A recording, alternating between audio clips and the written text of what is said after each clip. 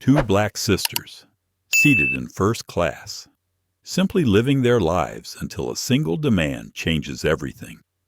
On a routine flight bound for a family visit, Ray and Autumn Sinclair face suspicion, repeated challenges, and humiliation just for sitting where they paid to be.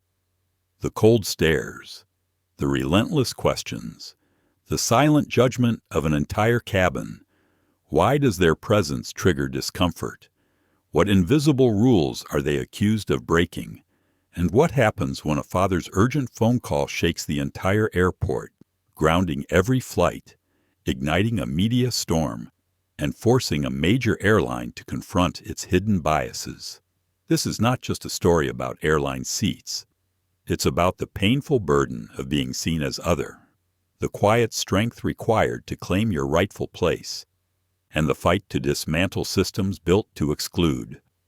Autumn, the strong yet thoughtful older sister, leads this journey with grace, resilience, and an unshakable commitment to justice. Join us as we unravel the tangled layers of prejudice and courage 36,000 feet above the ground. Will standing their ground change the course of their lives? Will it change the airline's culture forever? If you're ready to hear a story that matters, hit like, share, and subscribe now. Let's begin. The cabin air was cool and dry, humming with the low white noise of flight.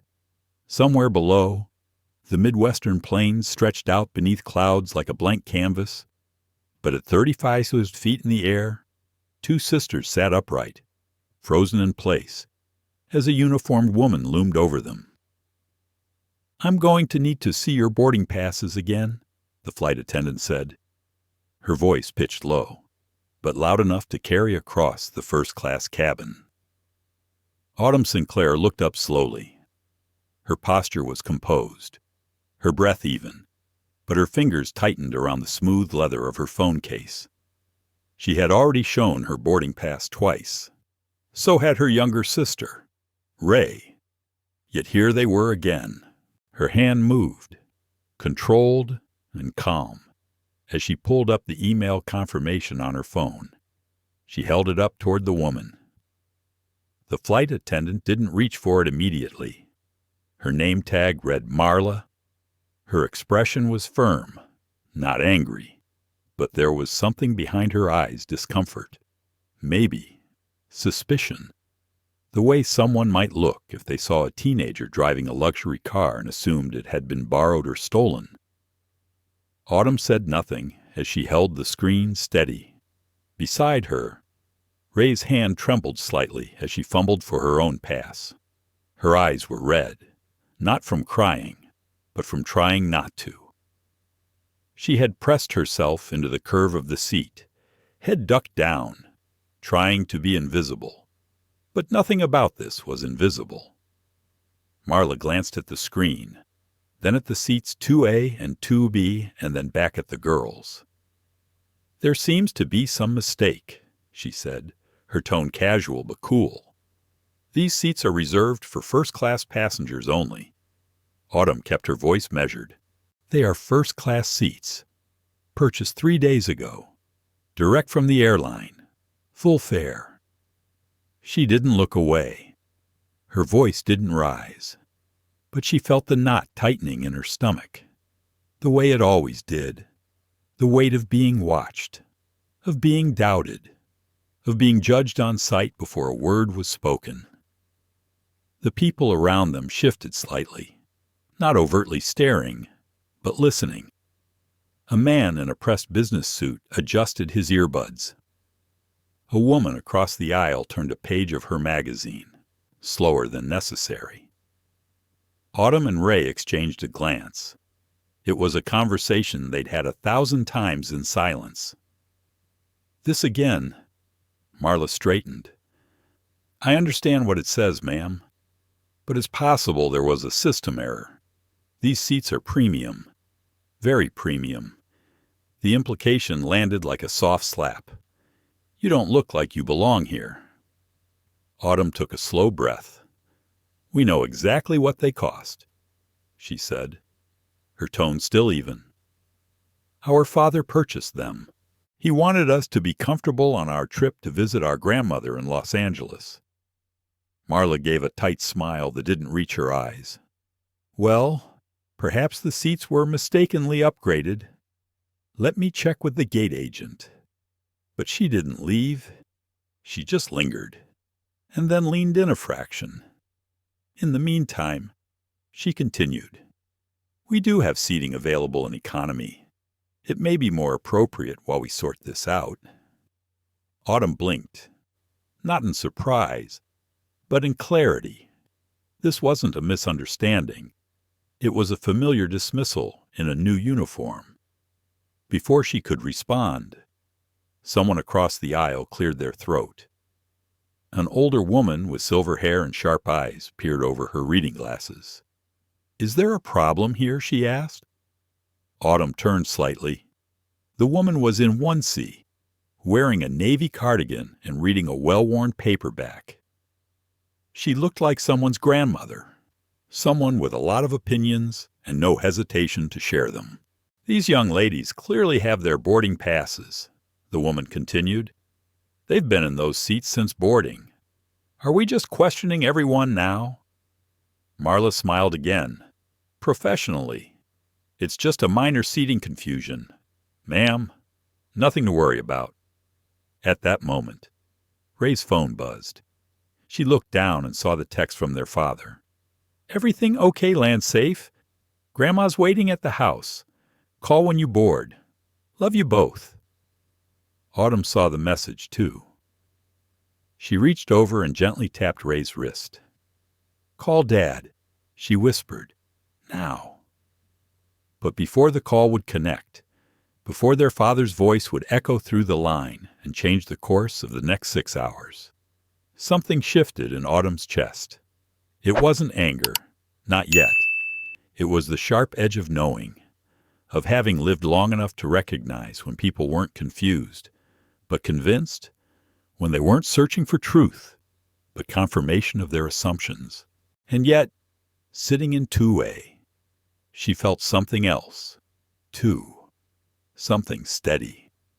She thought of that morning, the smell of coffee and the rustle of newspaper as her father folded it aside to read over their travel itinerary one more time.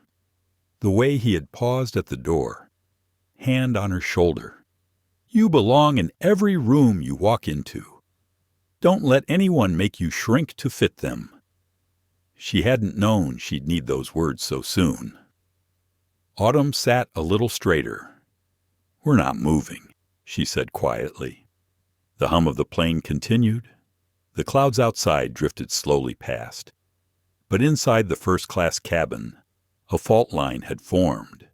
And to understand how they had gotten to this moment, where two teenage girls had to justify their right to comfort in a space their father paid for, we must rewind. Not far. Just 12 hours. Back to a quiet home on the east side of Detroit. Back to a morning like any other. Before the flight. Before the judgment. Before the phone call that would ripple across terminals, halt operations, and start a conversation long overdue. 12 hours earlier. The sun hadn't yet broken the skyline over East Grand Boulevard in Detroit. The neighborhood was still cloaked in blue-gray stillness, save for the quiet shuffle of feet on hardwood and the rhythmic clinking of ceramic and steel from the kitchen. Autumn Sinclair stood by the living room window, sipping peppermint tea from her favorite mug. Her suitcase sat near the door, already packed with care. She had gone over the checklist twice the night before.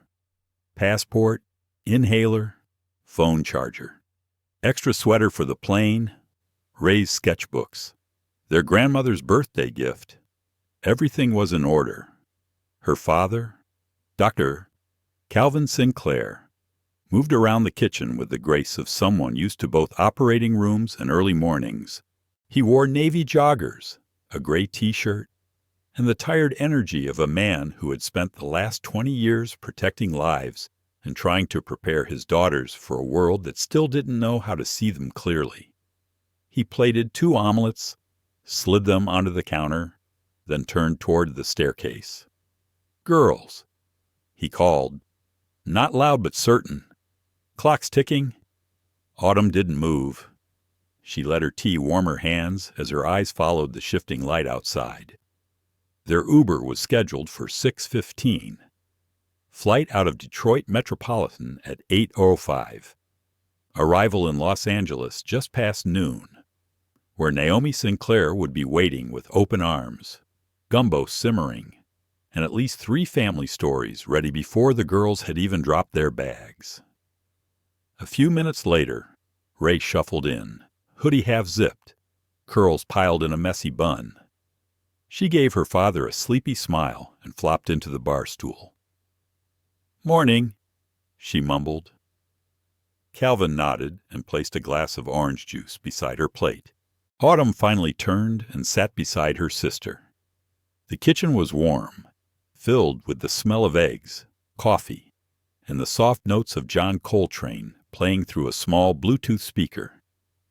"You packed the charger?" Calvin asked. Autumn nodded. "And the folder with your travel docs, checked it twice. And Ray's sketchbooks." Autumn tilted her head. "All 3. Calvin smiled slightly. He trusted Autumn with the details. She was the reliable one, grounded.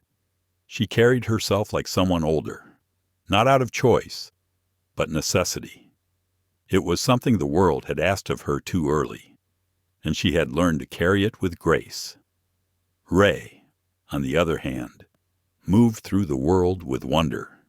She saw colors in everything, emotion in shapes, stories in small corners most people overlooked, but she was easily rattled, and Calvin worried about how fragile that wonder might be in the face of cold systems and colder people. He sat down across from them, his own plate untouched. "There's something I want to say before you leave," he said, hands folded. Both girls looked up. "You're not just flying across the country," he said slowly. "You're flying through layers." Autumn blinked. Ray frowned. Calvin continued, "Airports, security, airline staff, passengers.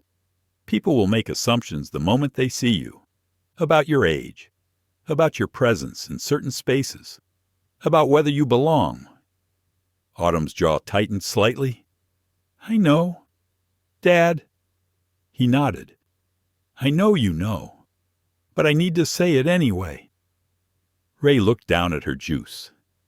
"You have every right to be in the space you're in," he said, "especially when it's a space I paid for. Don't let someone else's discomfort make you feel like a trespasser." Autumn nodded. "I don't want you to react in anger.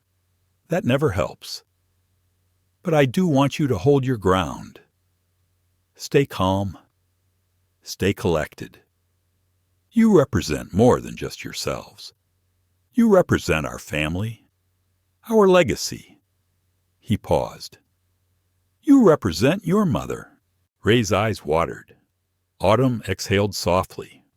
Their mother, Leona, had passed 6 years earlier. A lawyer, a poet, a woman who had spent her life defending kids in juvenile court and reading Langston Hughes aloud at bedtime.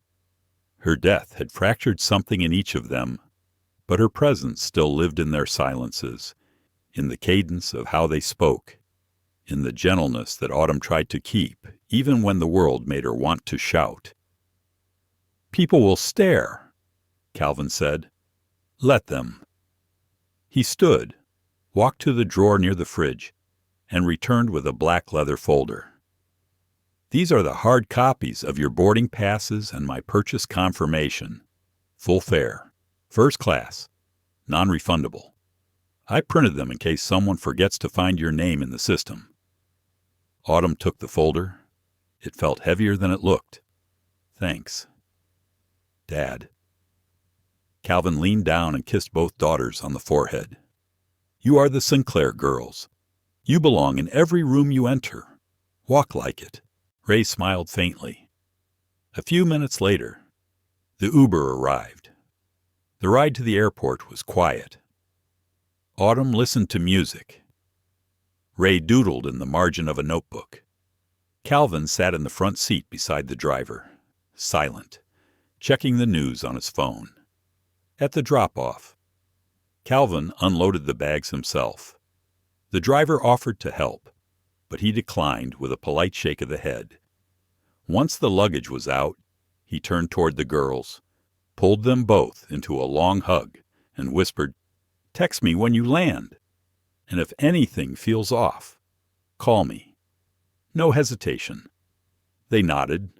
Then he stood there for a moment, just watching as they disappeared into the terminal. Not because he didn't trust them, but because he didn't trust the world not to make them question themselves. Mo. Inside the terminal, everything seemed ordinary. Security was smooth. A TSA agent smiled at Autumn and told her she looked just like a young Angela Bassett. Ray giggled. They bought gum and 2 bottles of water from a Hudson News, then made their way toward Gate 42. Their names were on the screen: Sinclair, Autumn and Ray, first class confirmed. They found their seats near the front and waited. Autumn glanced around the gate area. A few suited men paced with AirPods in their ears. A flight attendant sipped coffee and typed into a handheld device. Nothing unusual. No tension. No signals. Just another flight. Until the boarding call. When they walked onto the plane and saw the flight attendant glance at their tickets, and then at them, then at the seats, and then pause. Autumn felt it, even then, the beginning of a moment. She just didn't know yet how far it would reach. Detroit Metropolitan Airport was alive with its usual orchestra of sound, wheels dragging across tiled floors, boarding announcements bouncing off distant walls, children crying from strollers, cell phones buzzing against palms. Yet for Autumn Sinclair, it was all muted.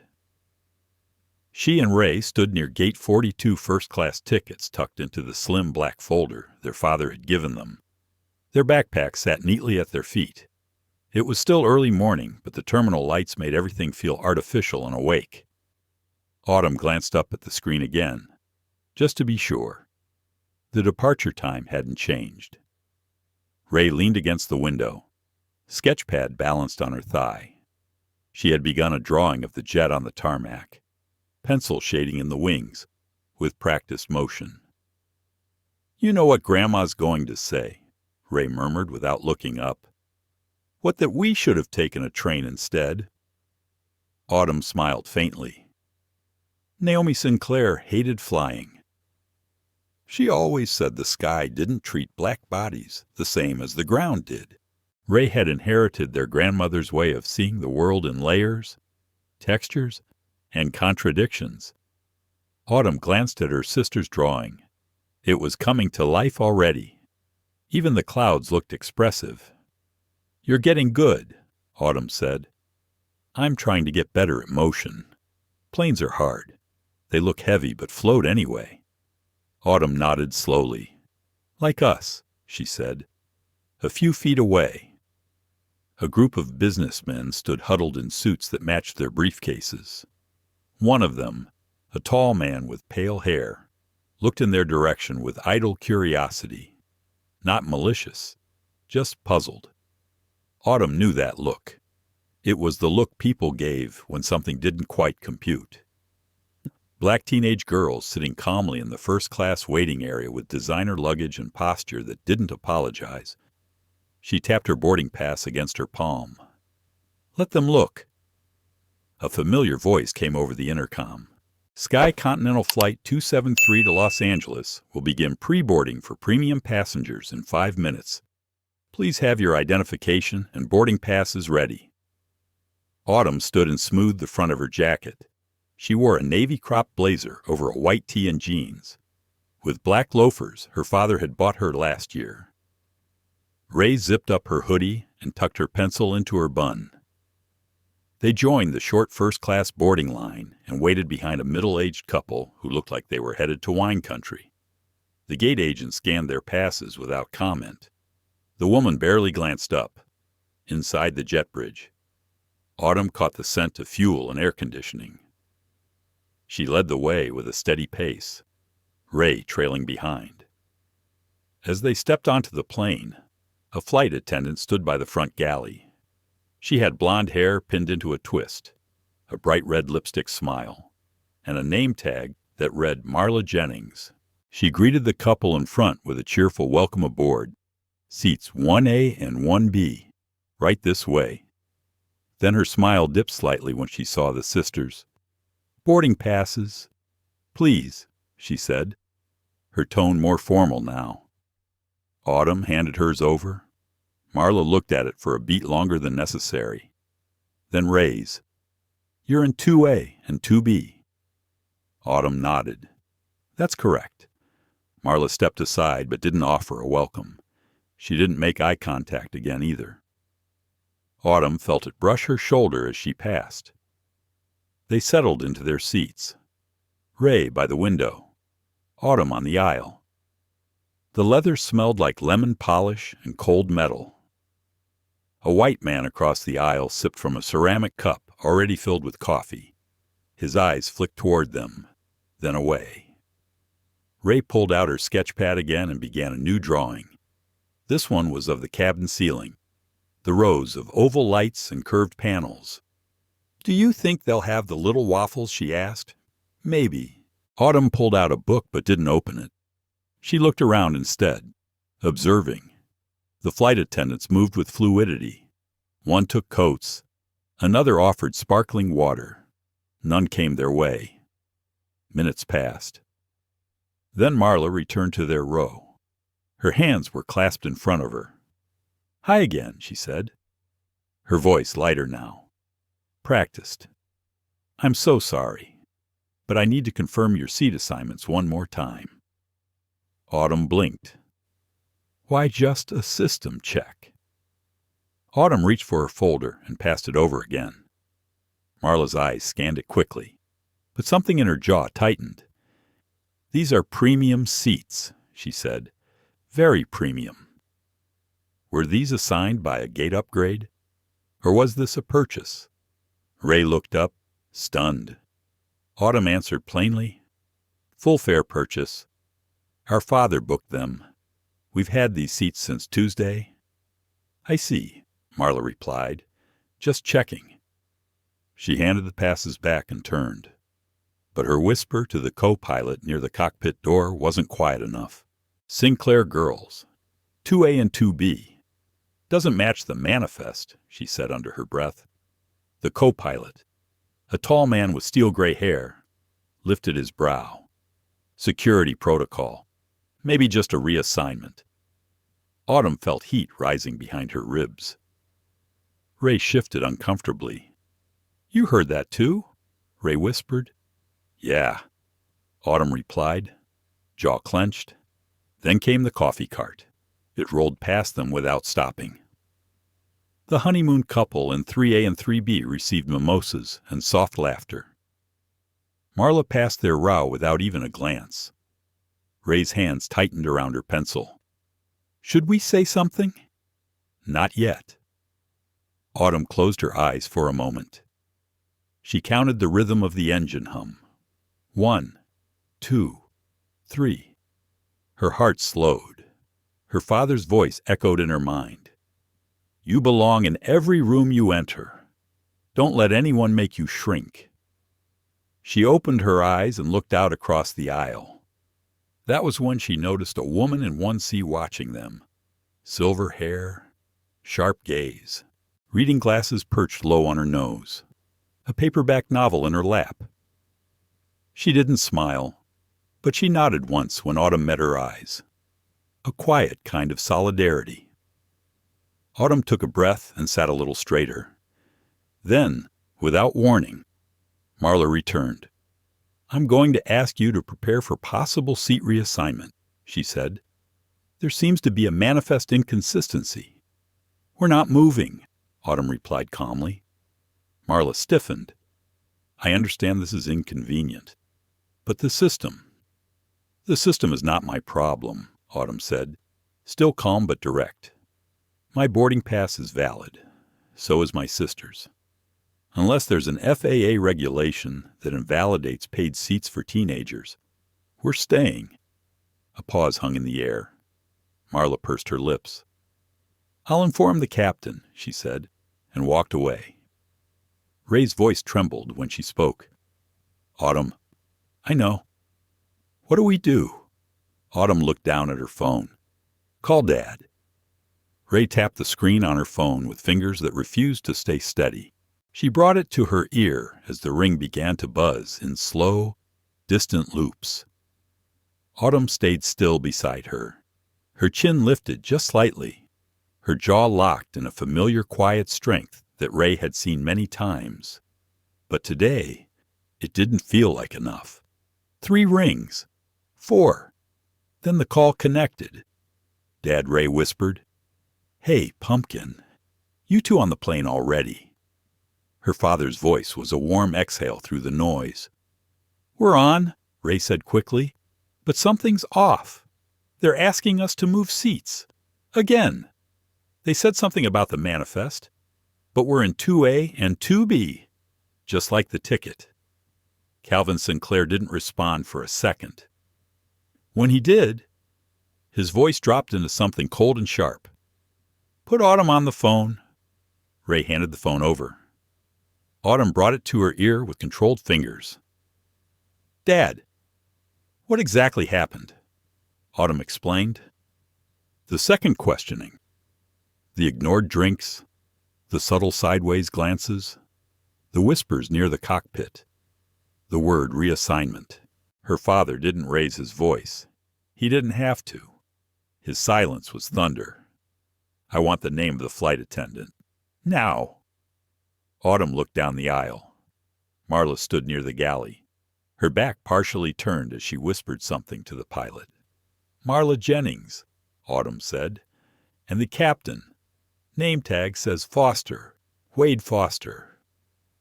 There was a long pause on the other end of the line. Okay, her father said. Do not argue. Do not escalate. Just sit tight.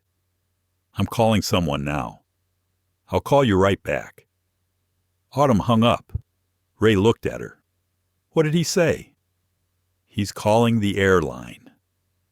Ray nodded and stared at the back of the seat in front of her. She pressed her fingers to the soft cushion, her eyes burning. I hate this, she said under her breath. Autumn didn't answer. She was watching Marla. The flight attendant had approached again, this time with a plastic smile stretched so wide it looked painful. Girls, I've spoken to the captain. We're going to move you to seats 14A and 14B for the remainder of the flight. There's a little more space back there, and we can work out the confusion once we land. We're not moving, Autumn replied. Ray turned toward the window. Her shoulders were tight. I'm sorry, but I've explained this already, Marla said, her voice losing its friendliness. This isn't optional. There's been a ticketing discrepancy, and we're following procedure. You're not following procedure, Autumn said, her voice unwavering. You're following a pattern, a familiar one. Marla's nostrils flared. This is not about anything personal. Then what is it about? Autumn asked.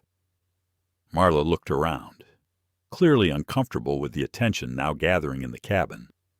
The man in 3C had taken off his headphones. The honeymoon couple had gone quiet. Linda Estrada, in 1C, closed her book. Excuse me, she said gently, addressing Marla.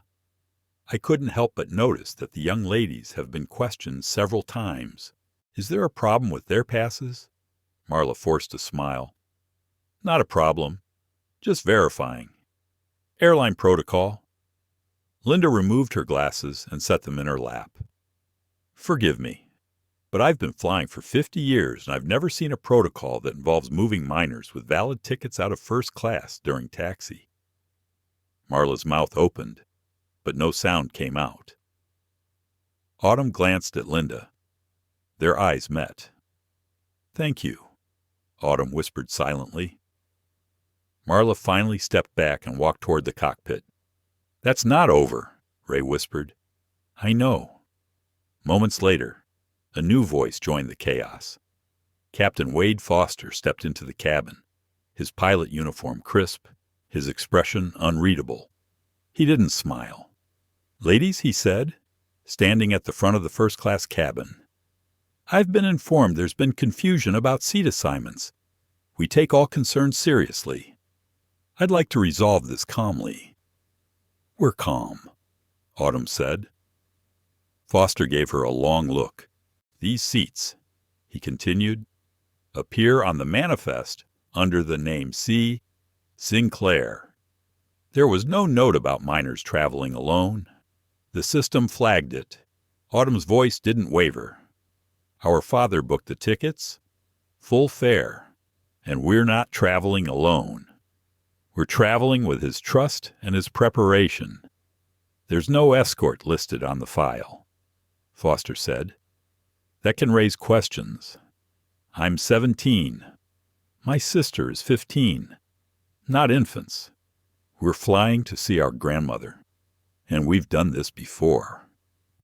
The captain shifted, then added quietly, "You don't match the typical profile of our first-class passengers. That's not judgment. It's data." Autumn felt something break loose inside her. "Data doesn't see people," she said. "It reflects the decisions of people who made the system." He didn't respond. Instead, he gave a clipped nod and returned to the cockpit. Marla stood frozen for a moment, then followed him. Autumn's phone buzzed. Her father was calling back. She answered immediately. "Don't move," Calvin said without introduction. "I've just finished speaking with Daryl Kim, Regional Director. He's pulling the passenger list and crew log. I've sent him the booking receipts and your IDs. If anyone tries to move you again, you have him on speed dial. He's waiting." Autumn exhaled for the first time in minutes. "Thanks, Dad. Let me know if anything changes. I'll be at the airline's Detroit office in 30 minutes. I'm bringing someone from legal." "Okay." Ray leaned over as soon as Autumn hung up. "What did he say?" "He's handling it. What if they try again? Then they'll regret it."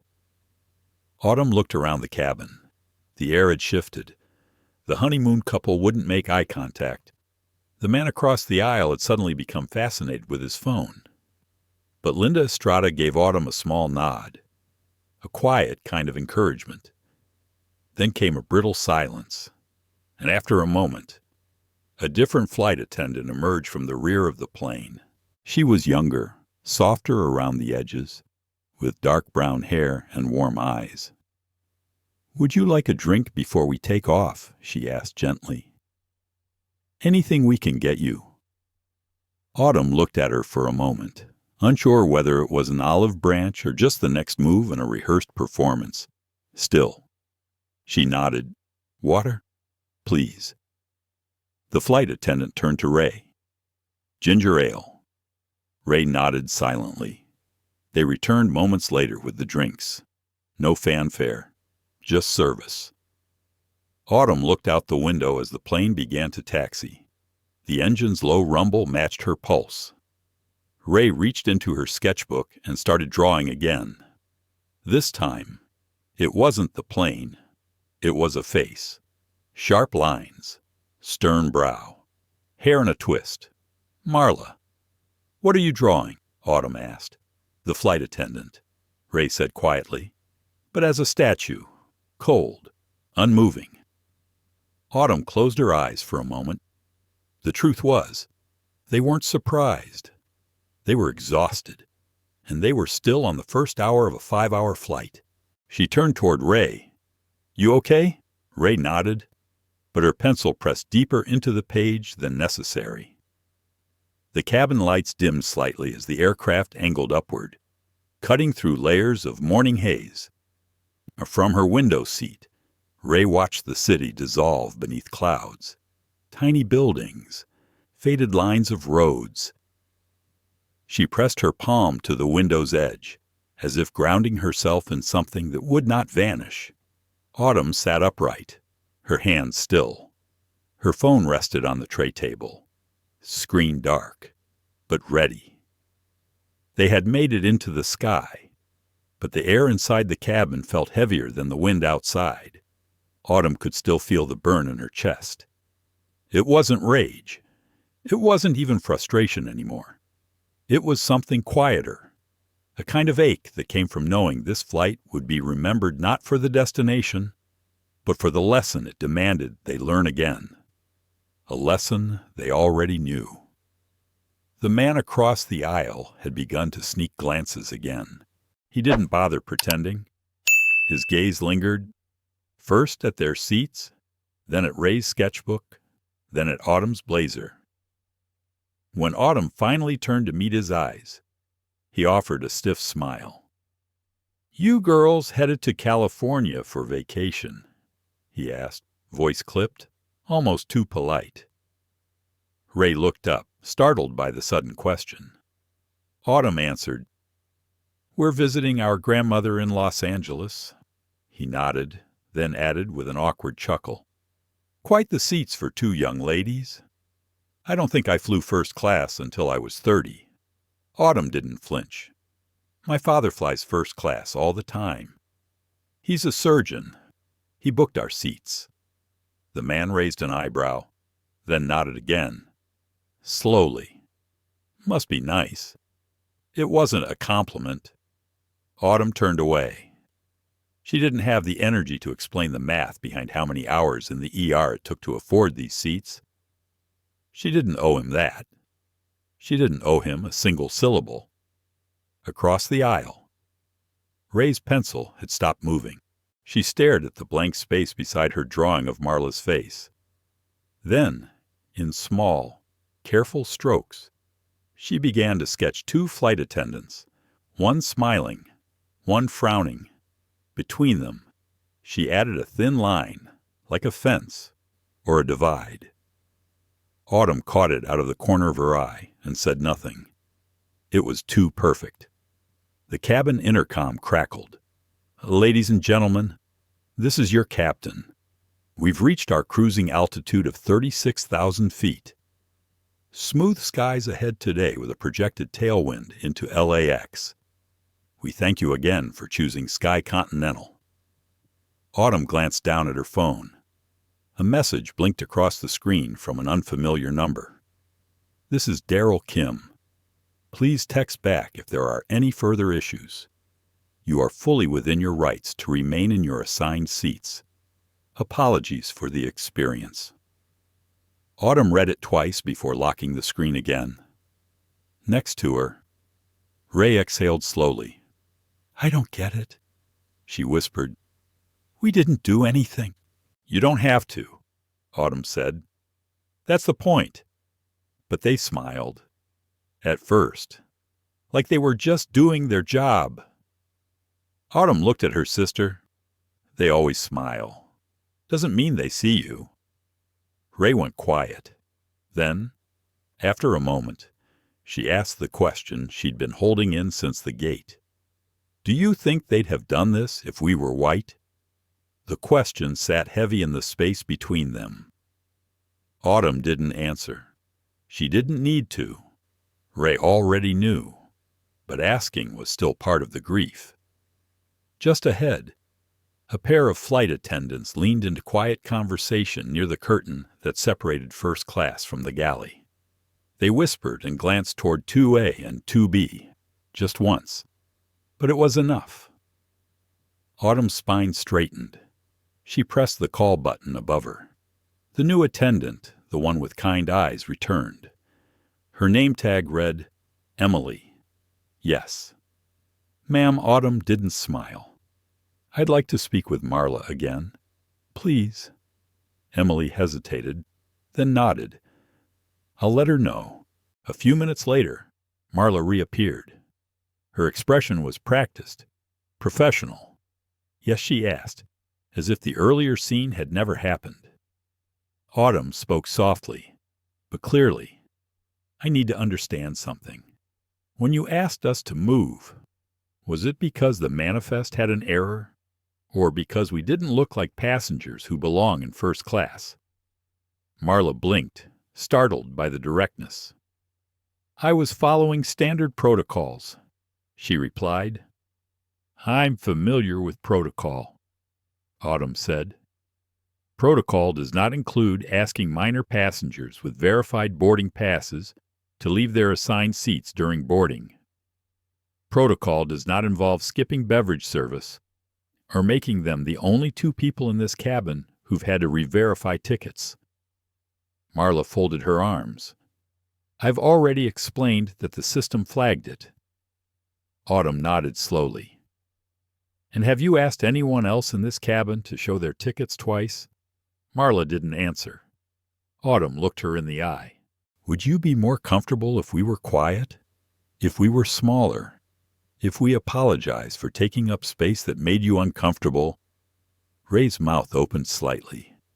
She hadn't expected Autumn to say it out loud. Marla took a breath.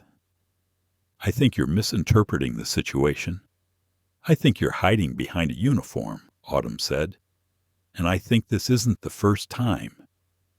Several passengers were listening now. The man in 3C lowered his phone. A woman in 1A sat up straighter. Marla flushed. She stepped back. I'll make a note of your concerns. Autumn's voice dropped to a near whisper. Make sure the note includes this. I won't be moved. Not now. Not ever. Marla walked away without responding. Autumn closed her eyes. Ray was staring at her, half in awe, half in shock. You really said that? She whispered. I had to. You didn't raise your voice. I didn't need to. Ray was quiet for a moment, then reached across the armrest and squeezed her sister's hand. Autumn didn't let go. From the front of the cabin, Linda Estrada gave her a nod again. There was something deeper in the gesture now. A respect earned not through volume, but through refusal. Ray went back to sketching. This time, she drew her sister, hair pulled back, chin high, eyes steady. The caption beneath it was 3 words. She did not move. Outside the window, the clouds broke for a moment, revealing the patchwork of land below. Autumn stared through the glass, not at the land, but at her own reflection. Her face calm, her posture sure. But deep inside, she felt something unraveling and reforming all at once. It wasn't about seats anymore, or drinks, or manifests. It was about permission, about the idea that someone could make you question whether you deserved what you had already earned. And it was about deciding, once and for all, that you didn't need anyone else's comfort to validate your place. 30 minutes into the flight, the mood in the cabin had shifted. The air wasn't just heavy now. It was wired. Quiet murmurs passed between passengers like static, the kind of silence that wasn't really silence at all. Autumn could feel it vibrating through the seams of her seat. Every motion felt slower. Every glance lasted just a second too long. She reached down and carefully placed her phone back on the tray table, screen facing up. Her fingers hovered over it like she was waiting for it to breathe first. Ray leaned against the window, eyes closed. Her sketchbook rested in her lap, the pencil tucked behind her ear now. But she wasn't asleep. Autumn could tell by the way Ray's hands twitched every few seconds. She was dreaming with her eyes open again, a skill she had learned young. They had both learned things too early. Across the aisle, the man who had commented earlier finally stood up, stretched with exaggerated ease, and made his way toward the lavatory at the front of the cabin. As he passed, he muttered something under his breath. Autumn caught it. Entitlement looks different these days. She blinked once, then again. Ray sat up slowly, eyes wide. She had heard it too. Did he just... Yeah. Autumn inhaled deeply, then reached for her phone. She didn't record him. She didn't want his face. She wanted her own. She opened her camera and flipped it, angled it just slightly to catch the low light of the cabin behind her. Then, calmly, without theatrics, she pressed record. Her voice was steady, low, controlled. "My name is Autumn Sinclair. I'm 17 years old. I'm flying on Sky Continental Airlines with my 15-year-old sister, Ray. Our father, a physician, purchased 2 full-fare first-class seats for us to travel to see our grandmother in Los Angeles." She paused. "We were asked twice to move out of our assigned seats. We were ignored during beverage service, and we were spoken to by a flight attendant and the captain as if our presence in these seats was a clerical error." Autumn's eyes stayed locked on the camera. "We have not raised our voices. We have not broken a single rule. We have not made a scene. And yet, we are the only ones being treated like we do not belong." She turned the camera toward Ray. "This is my sister," she said. "Her name is Ray. She's an artist. She's been sketching quietly since we boarded. She's 15, and right now, she is scared." Ray looked at the camera, startled at first, then nodded once, her voice barely above a whisper. "I just want to get to Grandma's house." Autumn turned the camera back toward herself. "If you're watching this, ask yourself why 2 black girls with paid first-class tickets would be treated this way. And if you think this is new, it's not. It's just finally being seen." She stopped recording. Ray stared at her. "Are you really going to post that I don't know yet?" Autumn looked down at the video. It was raw, unfiltered, no background music, just the truth. A moment later, her phone buzzed again. This time it was a text from a number she didn't recognize. "This is Cynthia Park, Director of Passenger Experience at Sky Continental. I have been informed of a situation on Flight 273. Please confirm your safety. I am available for direct contact." Autumn frowned. She showed the message to Ray. "Is that good?" Ray asked. Autumn wasn't sure. Before she could reply, Emily, the younger flight attendant, returned to their row. She leaned down slightly and spoke with a softness that made the tension in Autumn's shoulders lift just a bit. "I wanted to check on you both," she said. "Would you like anything to eat? We have breakfast service beginning in a few minutes." Ray glanced at Autumn, unsure. Autumn nodded. "I'll have the fruit plate." "Me too," Ray said quickly. Emily smiled. "I'll bring them right out." As Emily turned to walk away, she paused and added, quietly, "For what it's worth, I saw what happened earlier. And I'm sorry. It wasn't right." Autumn looked up at her, surprised. "Thank you." Emily gave a small nod, continued down the aisle. For a few minutes, things settled. Ray went back to drawing. Autumn opened her messages and finally replied to the unknown number. "We are safe, but we are not okay." Cynthia responded instantly. "Understood. Please know this incident is being documented. A full review will take place upon landing. I'll be waiting at the gate." Autumn's stomach flipped. Something in her didn't trust it. Not yet. Not until it mattered. From the front of the cabin, the door to the cockpit opened again. Captain Wade Foster stepped out and made his way toward the back.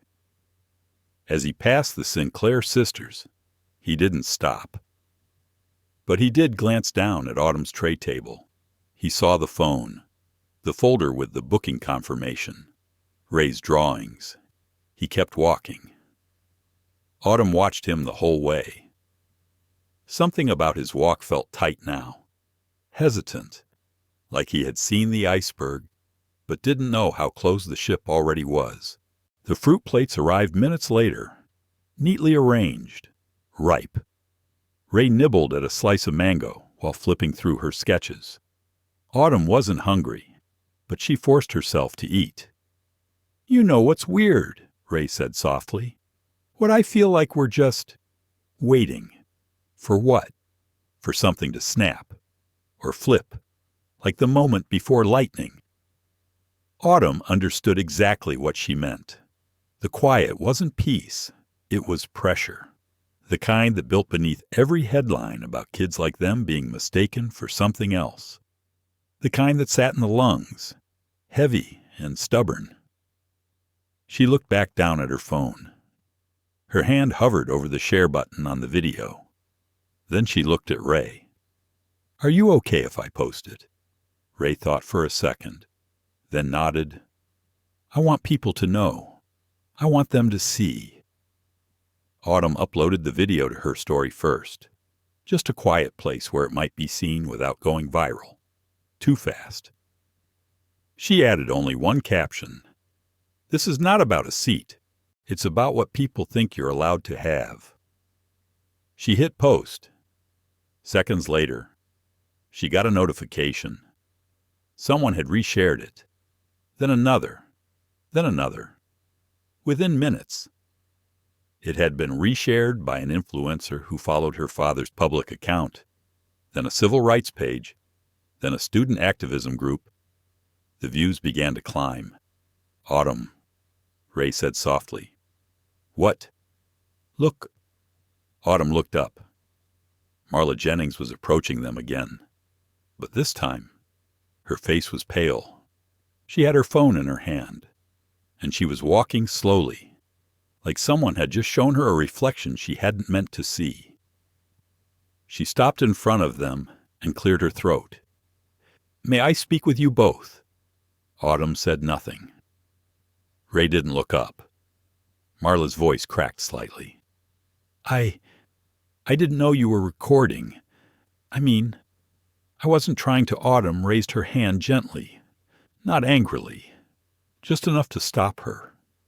"You're going to want to sit down for this," Autumn said, and in that moment, for the first time since they boarded, Marla Jennings looked uncertain, not flustered, not annoyed, uncertain, because she didn't know what would come next. But Autumn did. Marla Jennings stood awkwardly beside row 2, her phone still gripped in her right hand like a lifeline. Her eyes were wide, trying to read the sisters' faces, but they offered nothing back, just stillness.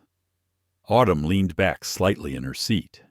Her shoulders were square, her gaze steady. Ray, meanwhile, had tucked her sketch pad away and sat with her arms crossed, staring out the window, but not really looking. "May I sit?" Marla asked, her voice thinner than before. Autumn didn't answer right away. She simply gestured to the empty seat in 2C. Marla hesitated before lowering herself into it. The leather creaked under her weight.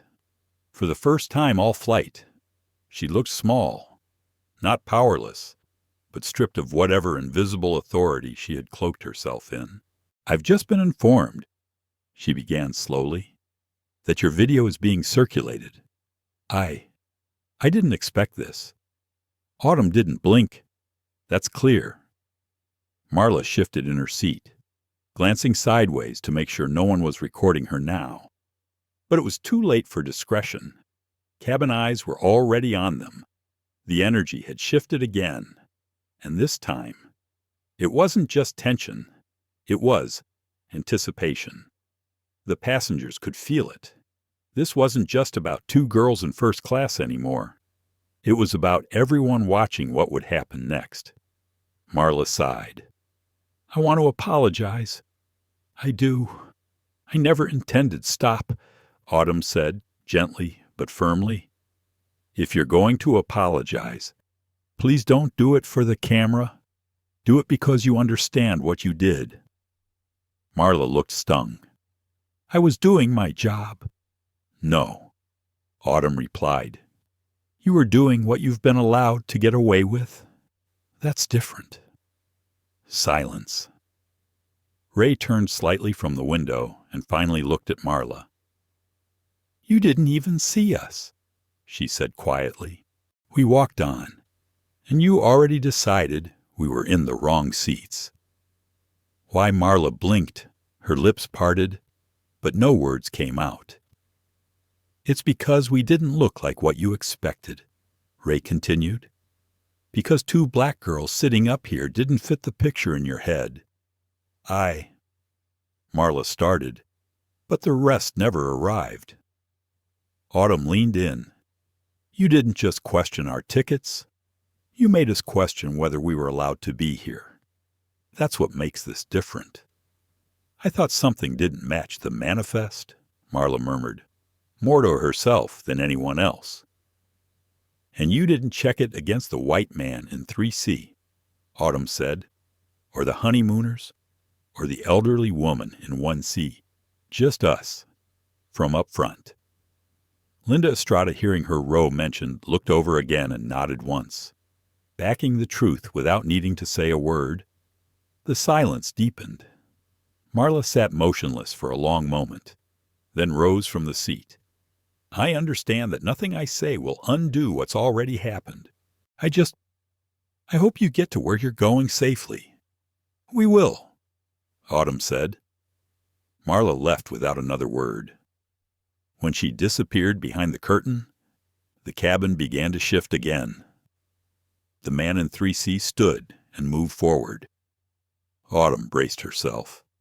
He leaned in with an uneasy smile. Sorry about earlier, he said, not meeting her eyes. Didn't mean any offense. She didn't reply. He turned and walked back to his seat. Ray turned toward her sister.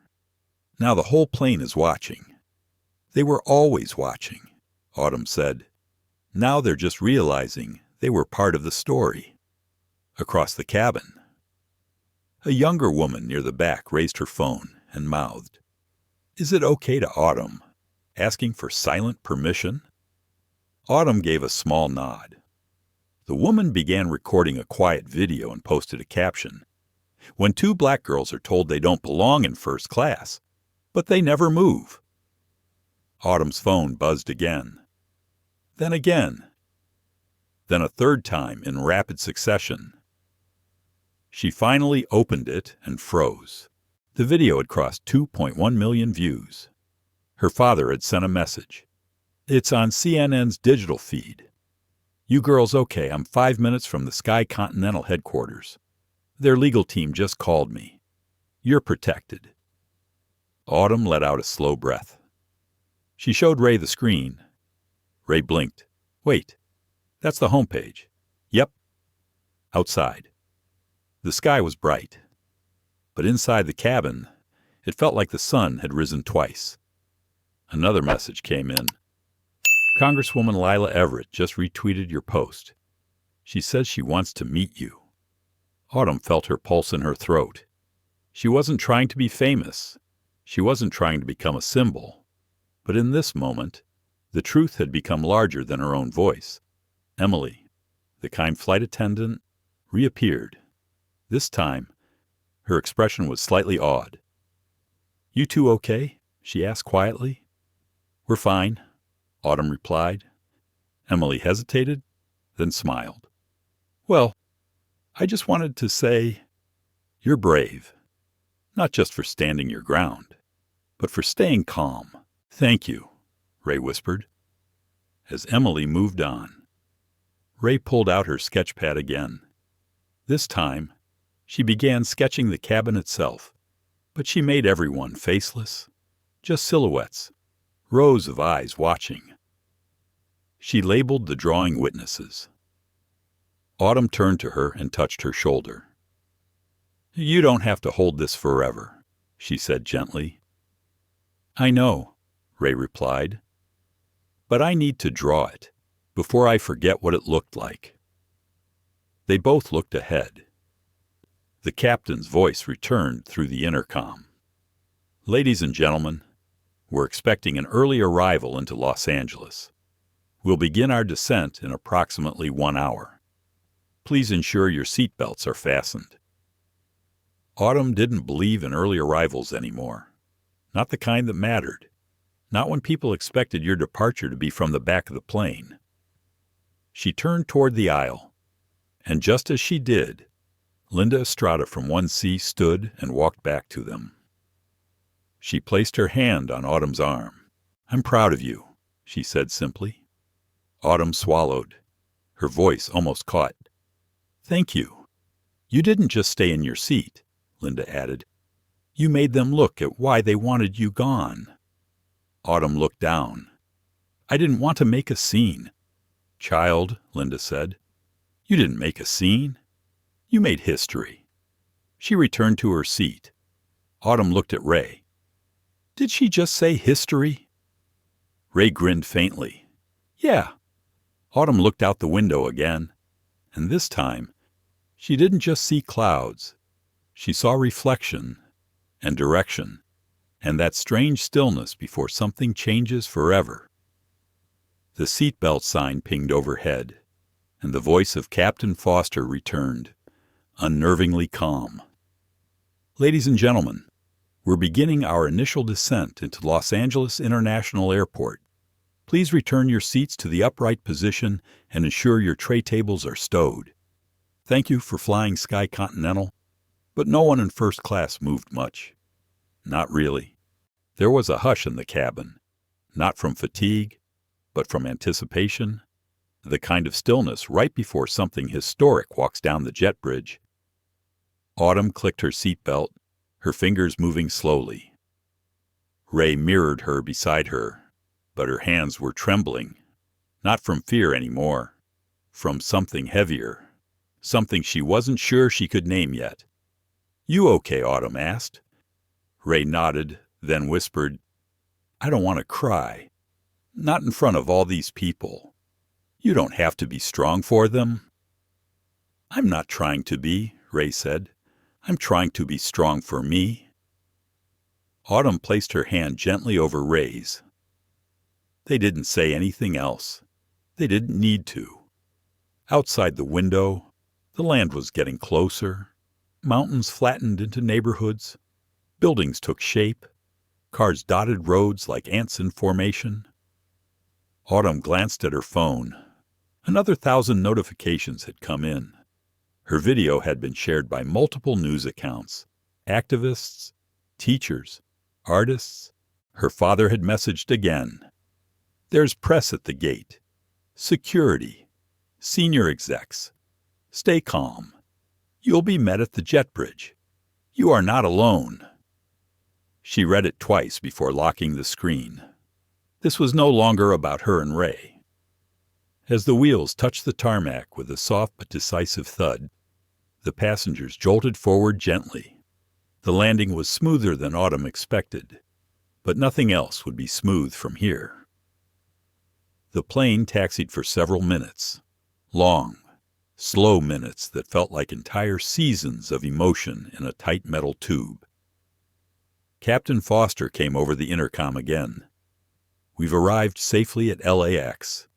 Please remain seated until the aircraft comes to a complete stop. We thank you for choosing Sky Continental and wish you a pleasant day in Los Angeles." The irony wasn't lost on anyone. The brakes hissed, and the cabin filled with the usual rustle seat belts unclicked. Overhead bins unlatched, but in first class.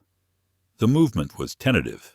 Passengers stole glances at Autumn and Ray, like people looking at a museum exhibit they suddenly understood too late. Linda Estrada stood first. She turned around and faced the girls. If you want me to walk with you," she said quietly, "I'd be honored." Autumn smiled gently. "Thank you, Ms. Estrada. But I think we have to walk this one on our own." Linda nodded once, a soldier respecting another's courage. Emily, the kind flight attendant, appeared near the front, looking slightly pale. She leaned toward the sisters. "They're at the gate," she said. There's cameras, a few execs, and I think your dad, or someone who looks very determined. Autumn blinked. What about Marla?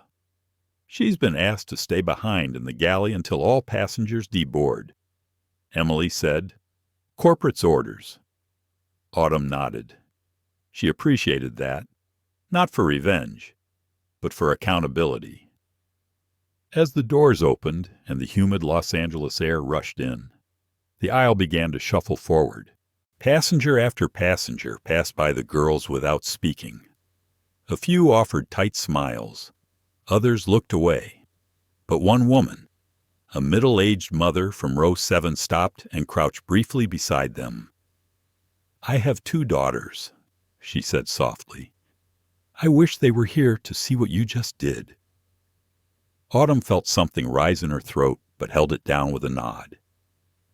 Ray gave the woman a small smile, her eyes glassy. The woman placed a hand over her heart and moved on. Then, finally, it was their turn. Autumn stood first, adjusting the strap on her carry-on bag. Ray followed, clutching her sketchbook tightly like it was armor. As they stepped through the jet bridge, the noise hit them like a wave. Camera shutters, people calling names, flashes, and then a voice. Autumn Ray.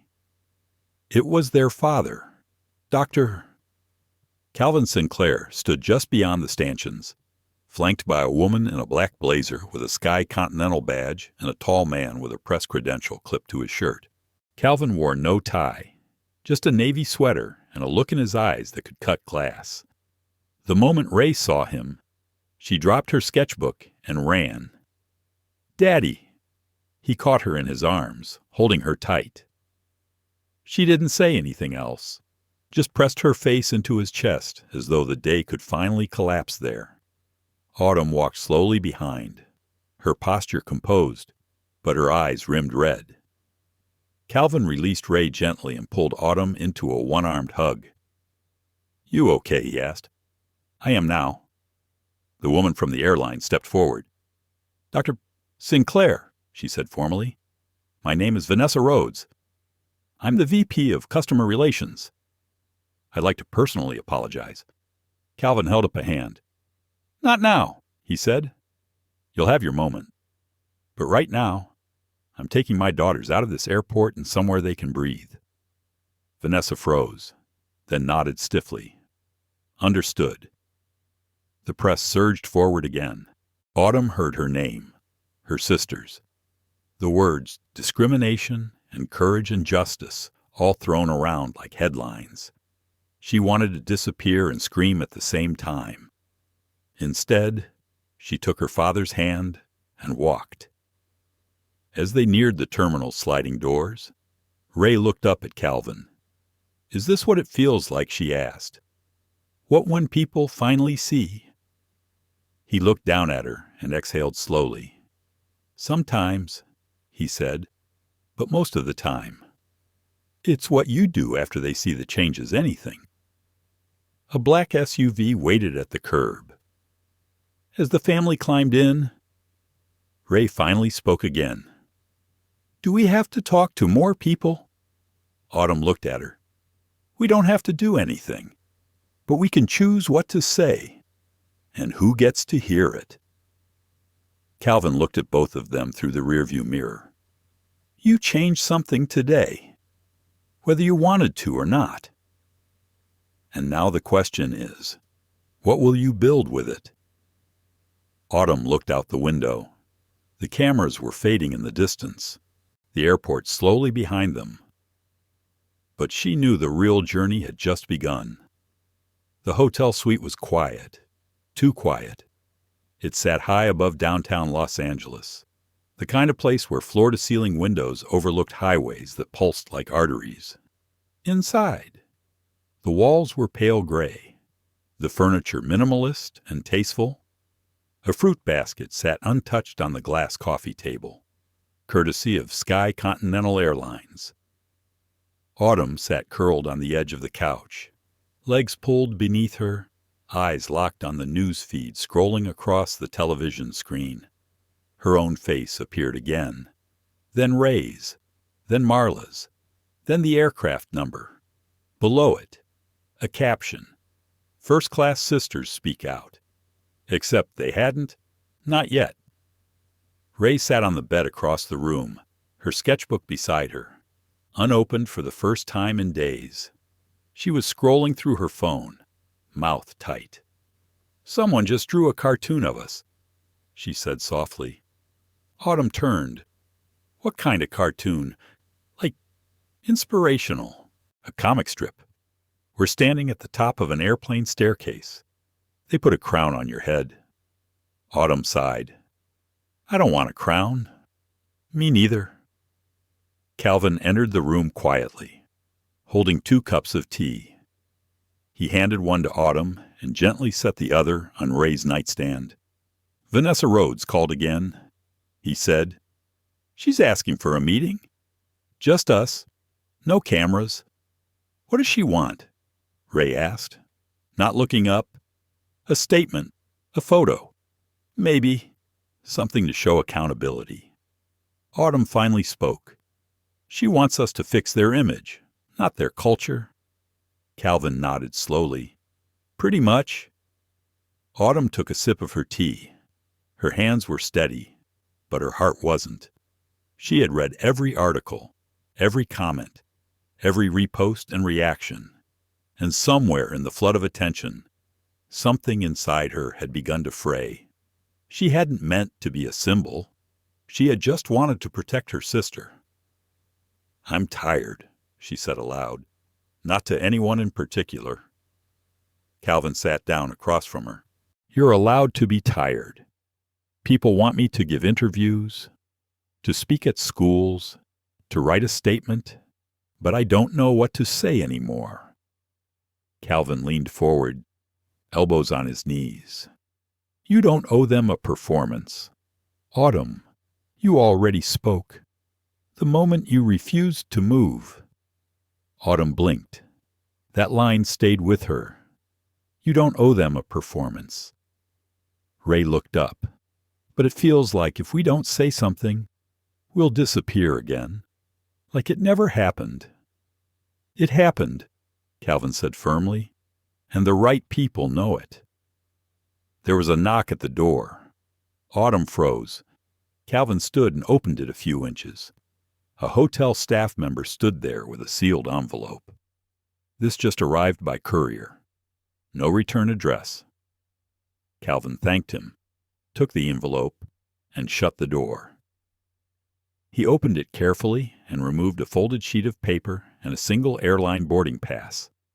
Autumn took the note from his hand. It read, "To the girls, who did not move. I was on that flight, in row 10. You didn't see me, but I saw you, and because of you, I remembered who I used to be. I'm resigning tomorrow. I hope that gives you even a sliver of peace. Sa." Autumn's hands trembled slightly as she passed the letter to Ray. "What's the boarding pass for?" Ray asked. Calvin unfolded it. "First class, one way, dated the same as their flight, E.S." he murmured. "Emily." The flight attendant Autumn stared at the pass, then closed her eyes. For the first time in 2 days. She smiled. The next morning, they met in a quiet conference room at Sky Continental's West Coast office. The building was all glass and brushed steel, the kind that tried too hard to look neutral. Vanessa Rhodes sat waiting, hands folded neatly on the table. She wore a gray suit and a tight smile. "Dr. Sinclair. Ms. Sinclair. Ms.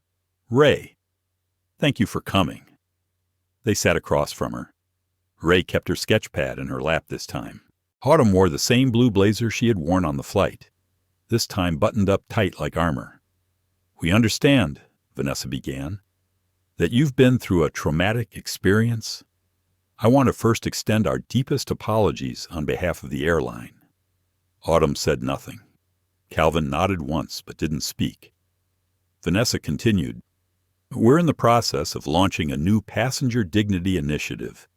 Your story has helped illuminate areas we need to correct. We'd like to invite you both to participate in shaping that effort. Internally, of course. No obligation to be public representatives." Autumn finally spoke. "Are you offering us a consulting role, or just hoping our silence will be interpreted as forgiveness?" Vanessa paused. "We're offering you a seat at the table." Autumn looked her in the eye. "Because of your mistake, or because we earned it?" Vanessa shifted uncomfortably. "I'd like to think both." Autumn sat back in her chair. "You want a statement from us?" "It would help," Vanessa admitted. "You could even write it yourselves. We'd simply release it with your permission." Autumn nodded. Ray tapped her pencil softly on the edge of her sketch pad. "What about Marla?" Ray asked suddenly. Vanessa blinked. "She's on administrative leave." "Is she part of the new initiative?" Ray asked. "No," Vanessa said. "She won't be returning." Ray nodded and returned to her sketching. Autumn took a deep breath. "We'll give you a statement, but not today. And not until we see what you actually change, not just what you promise." Vanessa opened her mouth but closed it again, then nodded. "Understood." Autumn stood. So did Calvin and Ray. Vanessa extended a hand. Autumn took it, briefly, but her expression never softened. "Your passengers are watching," she said. "Make it count." They left the building in silence. Outside, the sky was overcast, but warm. Ray looked up. "Do you think people will forget? Some will," Autumn said, "but some won't, and that's who we speak for." Calvin led them to the car. Before getting in, he looked at both of his daughters. "You changed something," he said quietly. "The question now is, will you keep going?" Autumn looked down at Ray. Ray opened her sketch pad and showed her a new drawing. It was the cabin of the plane again, but this time the girls were standing, and everyone else was looking up. The caption read, "They saw us now." Autumn smiled. "We'll keep going." The lights were hotter than Autumn expected, not just warm hot. They bore down from the ceiling of the studio with a kind of artificial brightness that made her blink even when she tried not to. A technician adjusted the small microphone clipped to her blazer. Another one stood off to the side, counting down on his fingers. 5, 4, 3, 2. Autumn exhaled. 1. "Welcome back to the morning brief," the anchor said, her smile practiced and bright. "Today, we're joined live in studio by Autumn Sinclair, the teenager whose quiet courage aboard a Sky Continental flight sparked a national conversation about race, class, and belonging in America's airways." Autumn gave a small nod.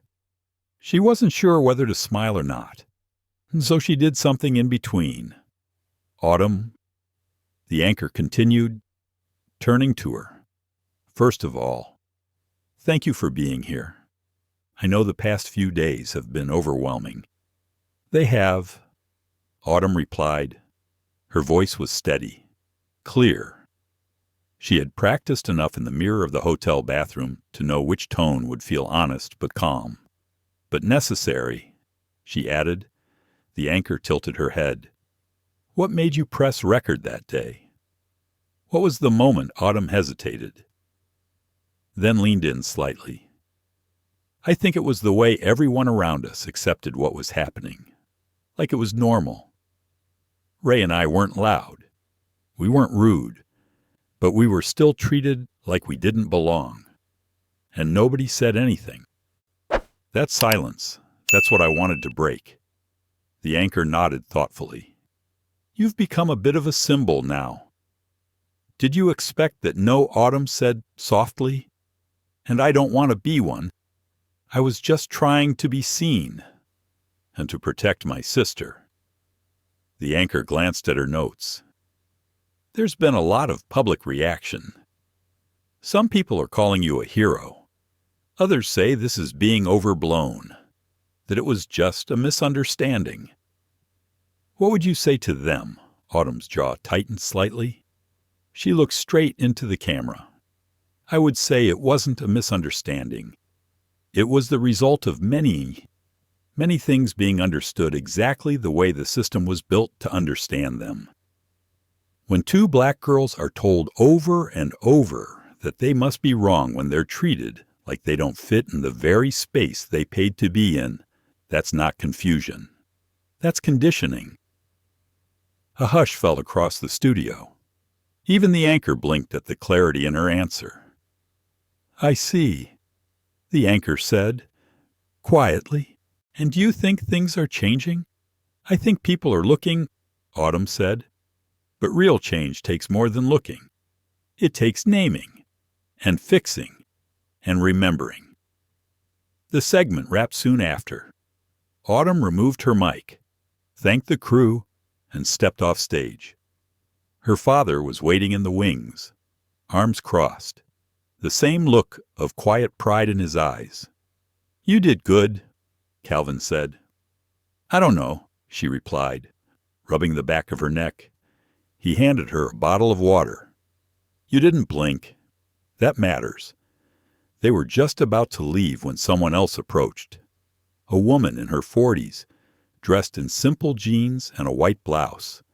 No press badge, just a calm, curious expression. I'm sorry, she said. I don't mean to intrude. I had to tell you. My daughter watched that interview with me. She's 11. And when it ended, she turned to me and said, maybe one day I won't have to explain why I sit where I sit. Autumn's throat tightened. She nodded silently, unsure if she could speak. She's proud of you, the woman added, and so am I. Later that night, back in the hotel, Ray was on the balcony sketching the skyline in silhouette.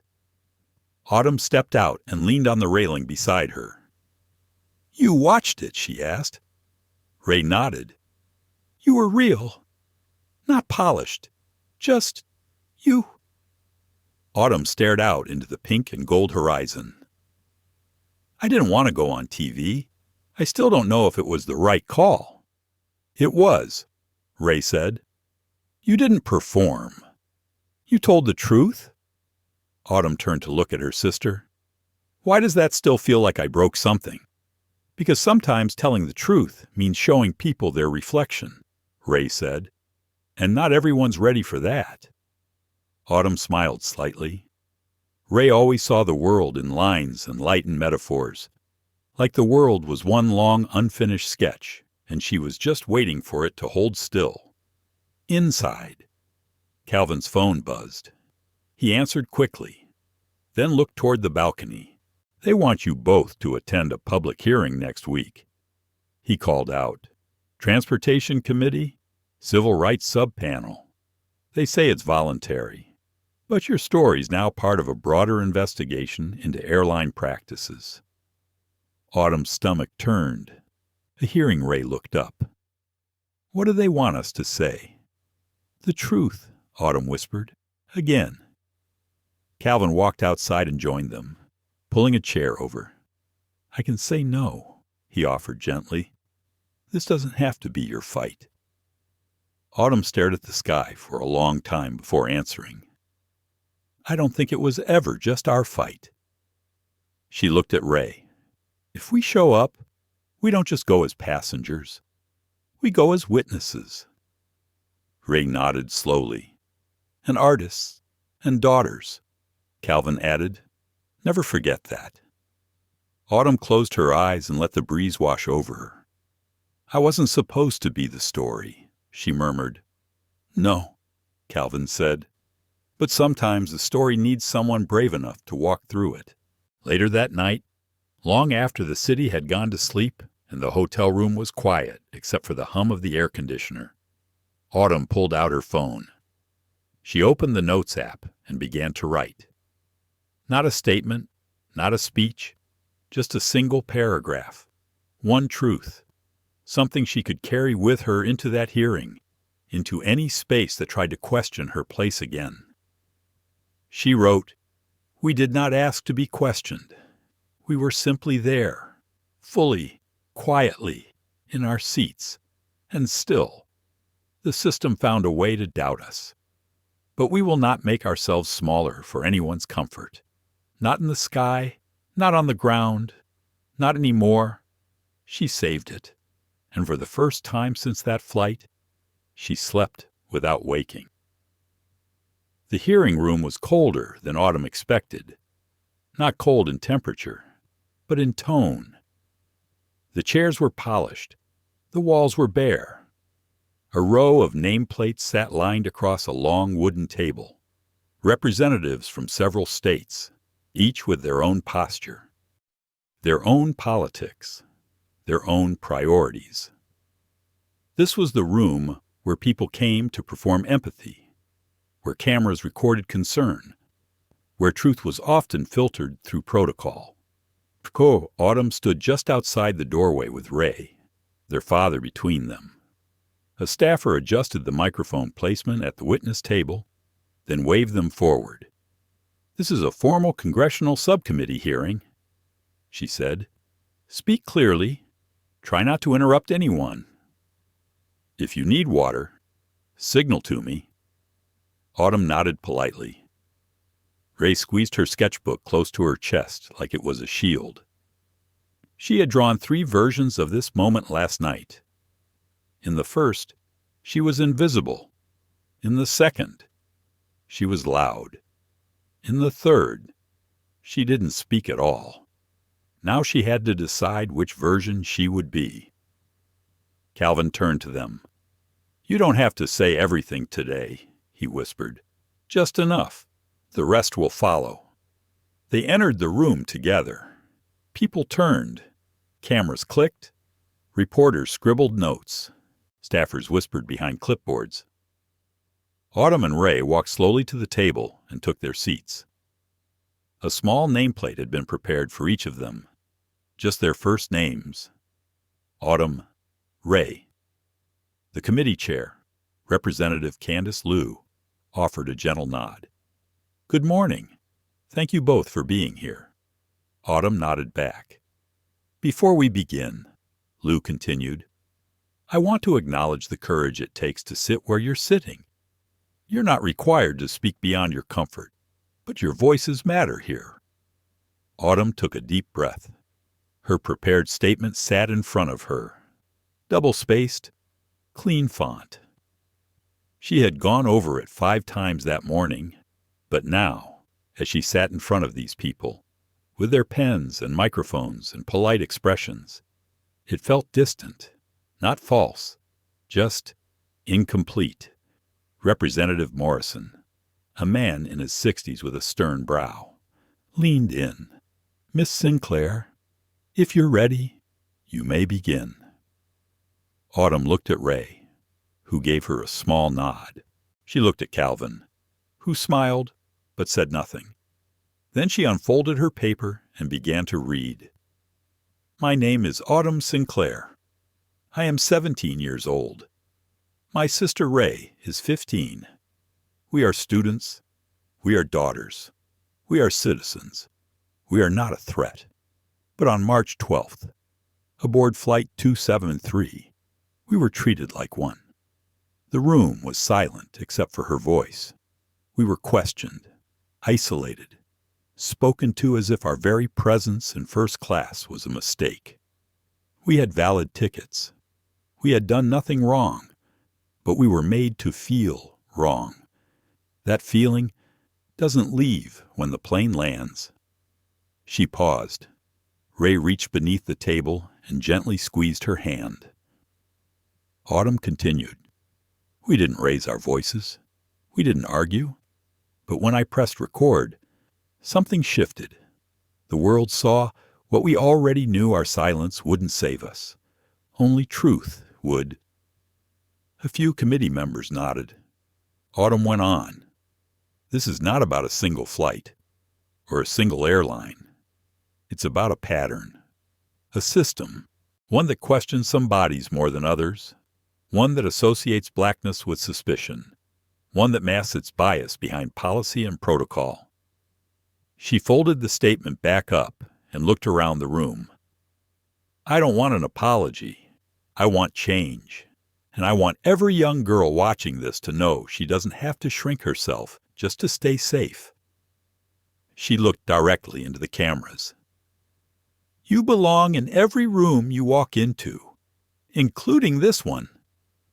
Applause wasn't allowed in hearings, but the silence that followed carried more weight than clapping ever could. Representative Liu leaned forward. Thank you, Miss Sinclair. That was powerful. Ray, would you like to speak as well? Ray looked down at her sketchbook, then slowly opened it and turned it around so the panel could see. It was a new drawing, a courtroom, a plane, a classroom, a hearing room. In each space, 2 girls sat quietly.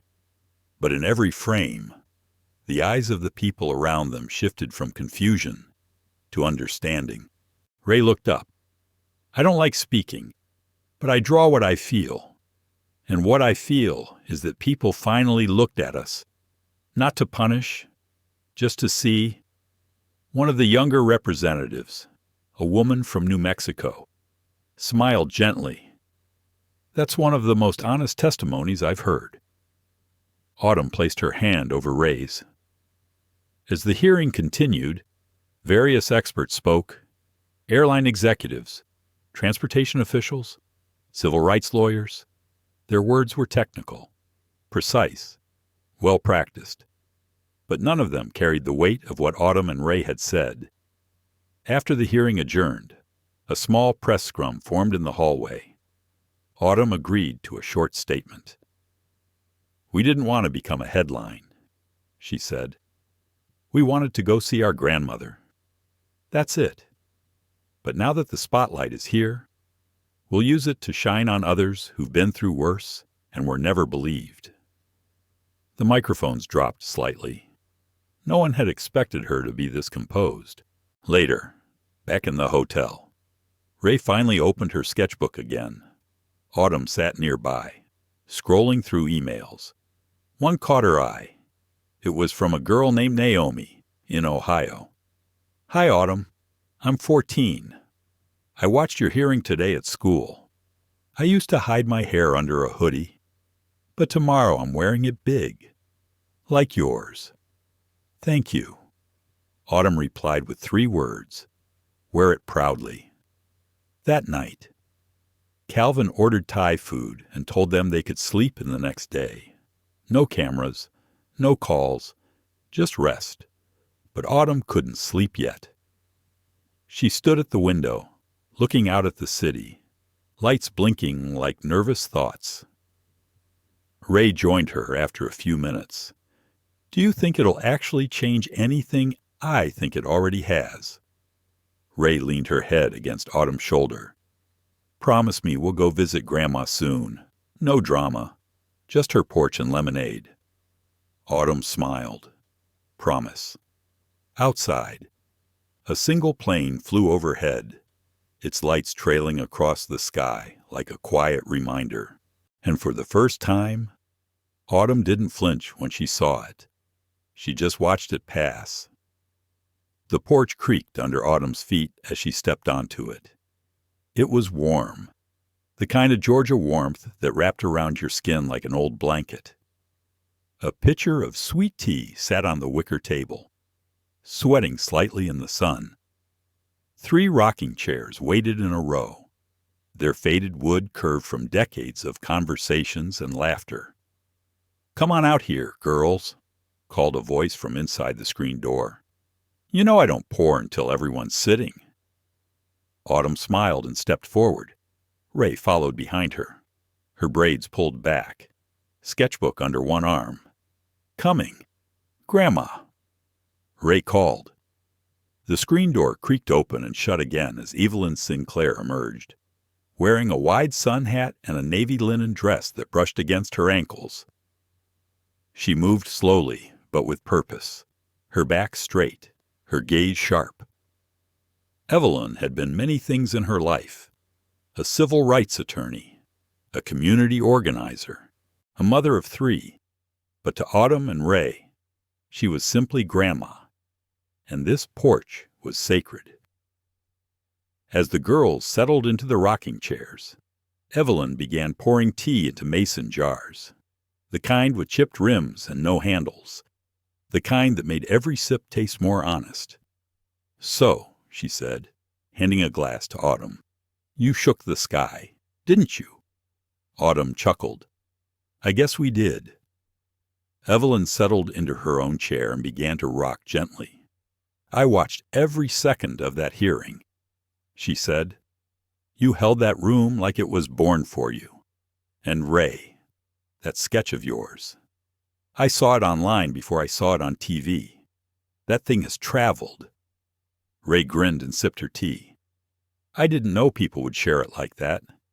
I just wanted to explain something without using too many words." "Well," Evelyn said, "sometimes the things we draw say more than the things we shout." The wind rustled the trees above them. Cicadas buzzed in rhythm, as if reminding the world to slow down. Autumn looked out at the gravel driveway, her eyes distant. "You know," she said softly, "we never meant for any of this to happen." "I know," Evelyn said, "but it needed to." Autumn paused. "Sometimes I still wonder if I should have just let it go. Just stayed quiet, stayed polite. Maybe then." She didn't finish the sentence. Evelyn reached over and placed a firm hand on her knee. "Maybe then you would have stayed invisible," she said. "Maybe then another little girl wouldn't know she had a voice. Maybe then the system would keep working just the way it was designed to." Autumn nodded slowly. Ray leaned her head against her sister's shoulder. "They invited us to speak again," she said. "Next month, at a school assembly. A bunch of kids who want to become pilots and engineers." "And do you want to go?" Evelyn asked. "I think we should," Autumn said, "but not as symbols, just as us." Evelyn smiled. "That's the only way to go. Inside the house." The phone rang. Evelyn rose slowly. "Hold that thought. Probably your Uncle Daniel calling from Tallahassee. He swears I still don't know how to answer a cell phone." She disappeared into the house. Autumn and Ray sat in silence for a while. Then Ray opened her sketchbook. She turned to a fresh page and began to draw. Autumn glanced over. "What are you sketching us? That flight? But this time, I'm drawing the seat labels." "Labels." Ray nodded. "Yeah. Each seat has a name now. Not a number. Courage, silence, resistance, doubt, truth. What's ours?" Ray looked up. "Belonging." Autumn felt her chest tighten. She swallowed hard and nodded. "Good choice." Later that evening, as the sun began to lower behind the trees, Evelyn brought out a box of photo albums, old pictures, black and white, faded colors, protests, courtrooms, family cookouts, Easter Sundays. She opened to one page and pointed. "That's me, 1963, outside the federal courthouse in Atlanta. We were suing a bus company for refusing to hire black drivers." Autumn leaned closer. "You won." "We didn't win the case," Evelyn said, "but we won the attention.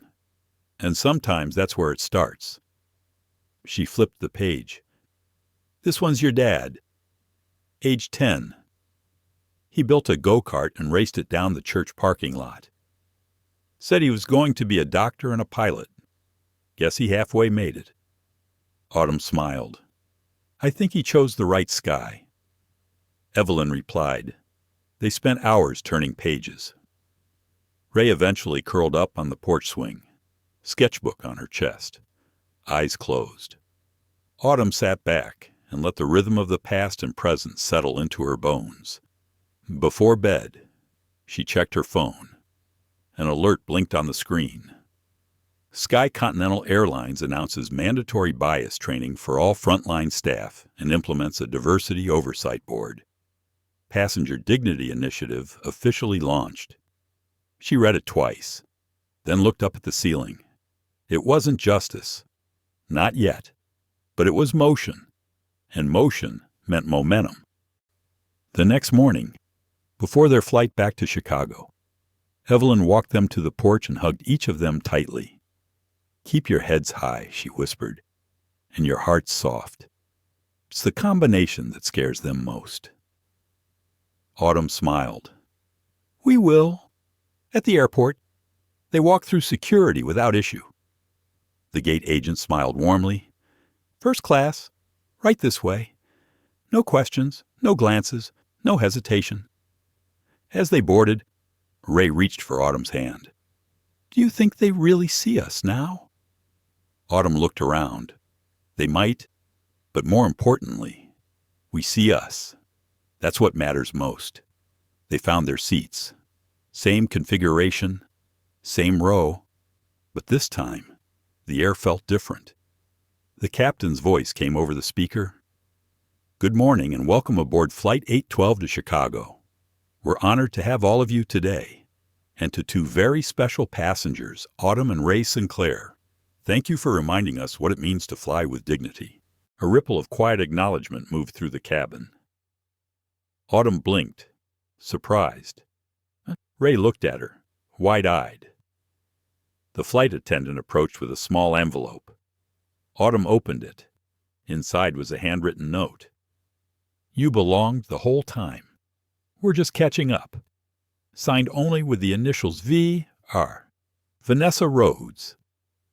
Autumn leaned back in her seat. Ray whispered, "Are you going to cry?" Autumn smiled. "Not today."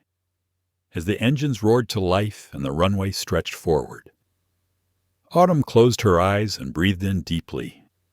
This was the flight they had always meant to take. And this time, it wasn't about proving they deserved the seat. It was about taking it, fully, quietly, proudly, the way belonging was always meant to feel. Thank you for staying with us through Autumn and Ray Sinclair's journey, a story of resilience, dignity, and the unyielding fight against discrimination. Their experience reminds us how deeply prejudice can wound, but also how powerful a single voice can be when it refuses to be silenced. This isn't just their story.